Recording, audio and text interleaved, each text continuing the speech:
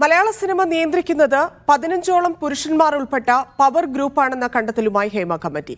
പ്രമുഖരായ നിർമ്മാതാക്കളും സംവിധായകരും വിതരണക്കാരും ഉൾപ്പെടുന്നതാണ് power group എന്നും റിപ്പോർട്ടിലുണ്ട്. പവർ ഗ്രൂപ്പിനെ മാഫിയ സംഘമെന്ന് വിശേഷിപ്പിച്ച ഒരു പ്രമുഖ നടന് സീരിയലിലേക്ക് ചേക്കേറേണ്ടി വന്നെന്നും കണ്ടെത്തലുണ്ട്.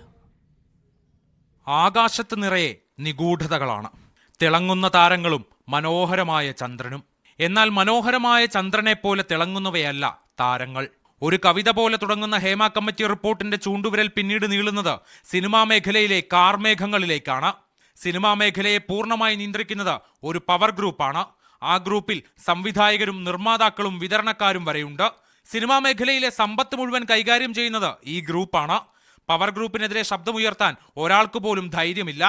അങ്ങനെ ശബ്ദമുയർത്തുന്നവർ സിനിമാ മേഖലയിൽ നിന്ന് പോലും തുടച്ചു നീക്കപ്പെടും. ഇങ്ങനെ പ്രമുഖർ പോലും പുറത്താക്കപ്പെട്ടിട്ടുണ്ട്. ഈ പവർ ഗ്രൂപ്പിനെ മാഫിയ സംഘമെന്നാണ് ഒരിക്കൽ ഒരു പ്രമുഖ നടൻ വിശേഷിപ്പിച്ചത്. നിരന്തരം അഭിപ്രായങ്ങൾ തുറന്നു പറയുന്ന ആ നടന് സിനിമയിൽ അവസരങ്ങൾ നഷ്ടപ്പെട്ടു. അതോടെ ആ നടന് സിനിമ വിട്ട് സീരിയലിലേക്ക് ചേക്കേറേണ്ടി വന്നു. ഇങ്ങനെ തങ്ങൾക്ക് ഇഷ്ടമില്ലാത്തവർക്ക് പവർ ഗ്രൂപ്പ് ഏർപ്പെടുത്തുന്നത് അപ്രഖ്യാപിത വിലക്ക്. ഒരു സിനിമയുടെ റിലീസ് പോലും തടയാൻ അവർക്ക് കഴിയും. നിർമ്മാതാക്കളുടെ സംഘടനയായ ഫെഫ്കയെ സൃഷ്ടിച്ചത് പവർ ഗ്രൂപ്പാണ്.